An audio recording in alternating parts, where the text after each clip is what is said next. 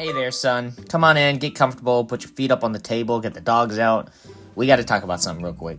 I know you're used to me making shorts, little short-form videos, but I think it's time we grew up. I think it's time I made a video longer than the lifespan of a baby with a power saw. Hey, calm down, it's okay. Stop trying to click away. Stop trying to watch that Fortnite Shorts video with the Daffy Duck voice. It'll be okay. I promise. You'll be fine. You can do this. You can... Huh? Oh, sorry, I was watching a Family Guy clip.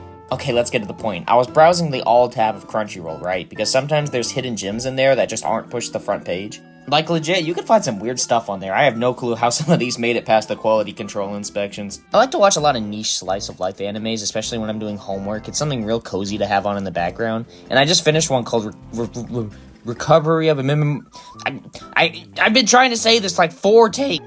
Recovery of a MMO Junkie, and also I just realized my brain rot short form self has been recording in non-landscape mode this whole time, so I fixed that. I can do things. I don't have a pop filter, but I can do things. MMO Junkie was great, and that's when I realized I needed more anime for me, people of my kind. I needed gamers. Yeah, this one rocked. Finally, an anime for a true oppressed people. With the glass ceiling broken, all the oppressed groups shall prosper, especially the most oppressed group of all, gamers. So join me, will you, on this ride known as Gamers? Because I'm not doing it alone. Oh look, 100-Year Quest is out. Hooray, too bad I gotta watch Gamers.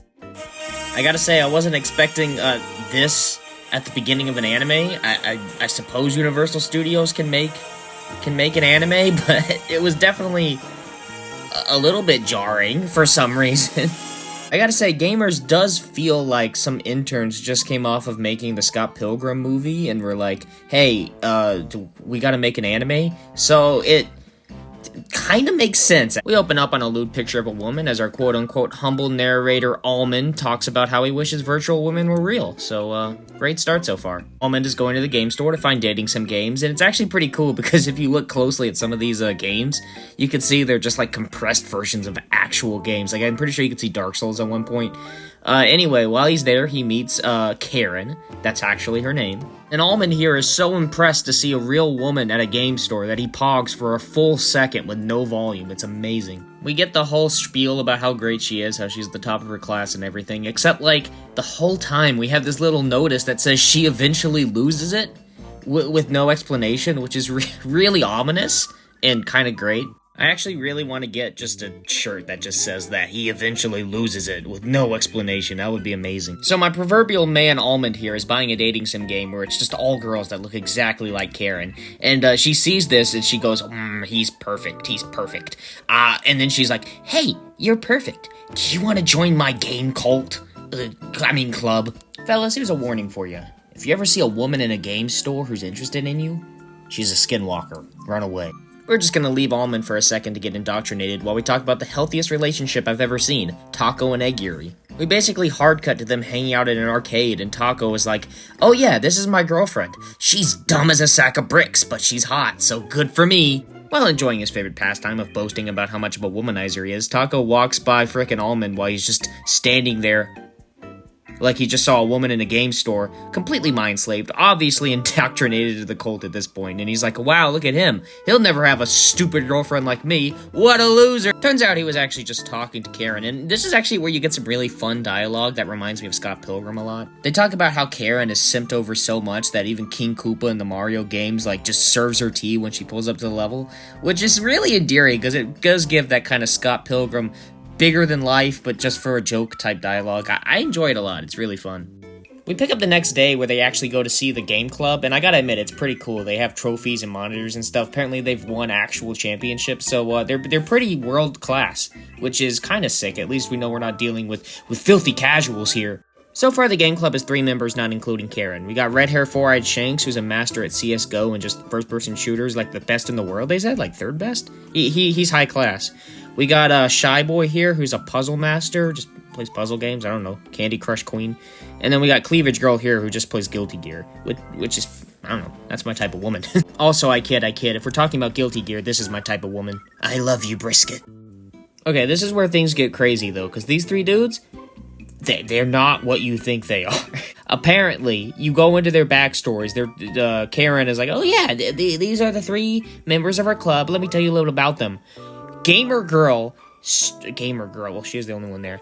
I should say fighting game girl is into fighting games because she has a evil friend who she needs to fight in hand-to-hand combat in real life to convert her to the good side. First-person shooter guy has a father and mother who are assassins and is in an elite family of mercs, and he's training to be the best sniper he can be in real life. And freaking puzzle guy has amnesia and can only regain his memories through, I don't know, mind Tetris. And I know what you're thinking, oh, that's just, funny, quirky jokes, haha, no, they're not serious. No, they are serious. That is their official backstories and basically their whole personality, even though they don't bring it up again. But I'm gonna be real, you can forget them. They don't matter. Even though they're the most interesting and weird characters in the show, in a game called Gamers, they're the ones in the game club. They don't matter. They don't matter at all. Because what ends up happening is that Almond turns her down. He doesn't want to be in the gamer club because they're actual gamers and he's one of the worst things in this world. A mobile gamer. And also dating sims, which Karen assures him is completely fine. He can just hang out, come play games. It's fine. It doesn't matter what you're doing. But I guess he felt insuperior because he didn't have a isekai level backstory. And so he said no.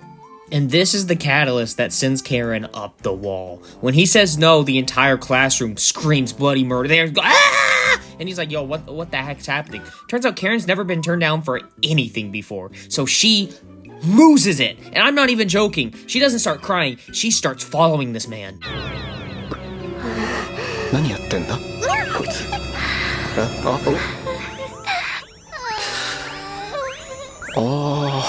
I can't quite tell yet, but I think this is what they meant when they said she loses it. Also, hey, who told gamers they could use this picture of me for their eye catch? I expect a check soon, Universal. Okay, it's only the first episode, and we got a lot of stuff to keep up with now. So let's just take a step and figure out what we're working with here. People in the game club don't matter. People who matter right now are Egg Yuri, Taco, Almond, and Karen. Egg Yuri and Taco are in a weird cutesy relationship, fully healthy. I'm sure it's fine. Karen is fully simped for Almond because he won't join the game club. Almond is just trying to do his own thing. It's a lot, but not too much. But now we introduce one more person. Remember how before we were talking about how Almond is a filthy, disgusting creature that deserves to burn at the very bottom pits of hell? How Almond is a mobile gamer? Well, you see in a lot of the scenes where he's playing this game that he has a friend on the game that he plays with quite a lot, and they've never met in real life, but, they're pretty close online. Well, whoop-de-doo, skibbity-toilet, she's actually in the class right next door, and her name is Chiaki from Danganronpa. Now, Almond sees Chiaki from Danganronpa playing games in class, and they become friends, but I don't think they know they're each other from online yet. Now, here's the big deal, is that Chiaki from Danganronpa is the big 5th piece of this big puzzle here. And this is where you find out that, no, Gamers is not actually about games. Gamers is actually about the author trying to summon Satan with this pentagram of a relationship chart. Which, by the way, thank you to Otherwise Known as Charts I'm on Reddit for making this thing. Because, holy cow, as we go on, remember, we're only on episode, 2 at this point. And as we go on, you will see that this whole anime is a joke on complicated relationships and weird misdirections in anime. Because it is wild. I could pretty safely equivalize watching Gamers as the same as going to see your friends who have drama all the time and checking in even though it's only been maybe 2 hours and everything in their life is flip-flopped, flopped upside down, run through the fields and come back naked because it's wild and it's great and I love it. And it's not exactly the most insane thing because of what happens. Nobody blows up the Chrysler building or something, but it's the circumstances of what happened.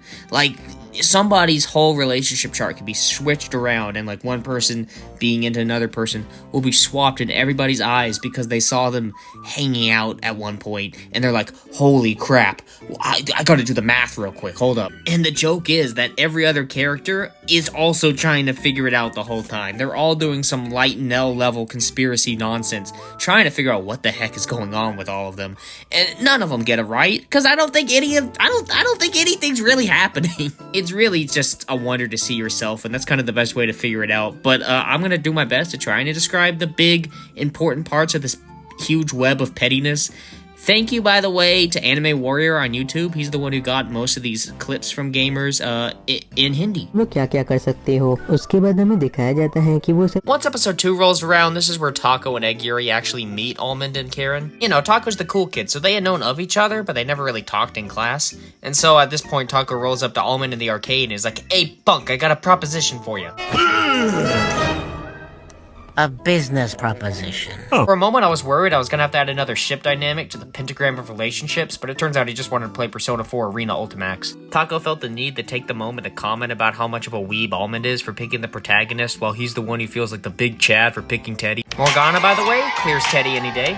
And I guess the point of this little interaction was just to have the two meet each other and to set up that Taco used to actually be a gamer and not a Chad before he started watching Lunarfly stories. The fact that Taco used to be a gamer also becomes important when we talk about his relationship with Egg Yuri, so keep that in mind. And as if we didn't already think Egg Yuri and Taco's relationship was the primal summoning incarnation of a green flag itself, wait till you hear this. Egg Yuri drops the bomb on us. She didn't always have me for brains. She actually used to be pretty normal, but when she found out that Taco wasn't into basic girls, she got herself all scened up, put on a choker and some pink hair, and started acting like she had the intelligence of Charlie from Smiling Friends' nose. And when Taco hears this, his biggest takeaway is, wait, you used to like me even when I knew how to do redstone contraptions? I don't know what to feel. I think maybe I actually have feelings for my girlfriend. So even if maybe Taco didn't really like Egg Yuri to begin with, he does now, so that's going up on the chart. And to complete my brain aneurysm, here comes Chiaki from Danganronpa. Much like a certain blonde-haired cult leader we both know, I too am slowly losing it, so let's just cut to the chase. Chiaki from Danganronpa and Almond hit it off pretty well at first. They're introduced by Taco, who's like, "Oh yeah, you guys are gamers, let's play matchmaker and hook you guys up together." But they slowly and pretty quickly actually just completely get at each other's throats because they have the equivalent of the Stellar Blade Reddit argument of, "Oh, this censorship, moe girls, blah blah blah, big booties." And this is where I stop talking for the day, because from here on out, it's where the show plays spin the wheel. Spin the big pentagram of relationships and see who wins where and what weapons what and blah blah blah blah blah. It's just misunderstandings, the anime as they call it. And it's not a bad thing. It's actually quite entertaining. Because basically the dynamic will be like, oh yeah, Taco wants to help Chiaki from Danganronpa and Almond, end up together. So he tells Chiaki from Danganronpa, "Oh, you should glam yourself up. Look cool this way." And then Egg Yuri sees this and is just like, "Oh, he's just into her now." And then, Almond sees that Egg Yuri is sad because he thinks that Taco is into Chiaki from Danganronpa because he doesn't realize what he's doing. So then they team up to try and expose him as a cheater. And then he sees Egg Yuri meeting with Almond to try to take him down and think that they're cheating on him. And then the whole time they're just getting stalked by Karen, and it just goes on and on and on. And it's painful, but in the most awesome way, like that time when I got that thing stuck up my nose to get tested for COVID. That was great. This is where I'm going to stop for this part. I'm feeling very, very exhausted, to be honest. I'm not used to making long-form content like this. Even when I'm making those 1-minute videos, the brain power for my pee-wee-sized thinker is just, it's a lot, man. I'm sweating, and I'm just sitting here and pushing buttons, so, I very much am having a great time with this, but it's gonna take some getting used to. I very much love some support, though. If you enjoyed seeing my face for more than a minute at a time, not sure how you could, but I appreciate it a lot. Let me know down in the comments. Maybe hit the like button, maybe subscribe if you want to see more of my face, and have a lovely day, and keep being a gamer, I guess. Or I don't know, just go lie in the snow. I'm tired.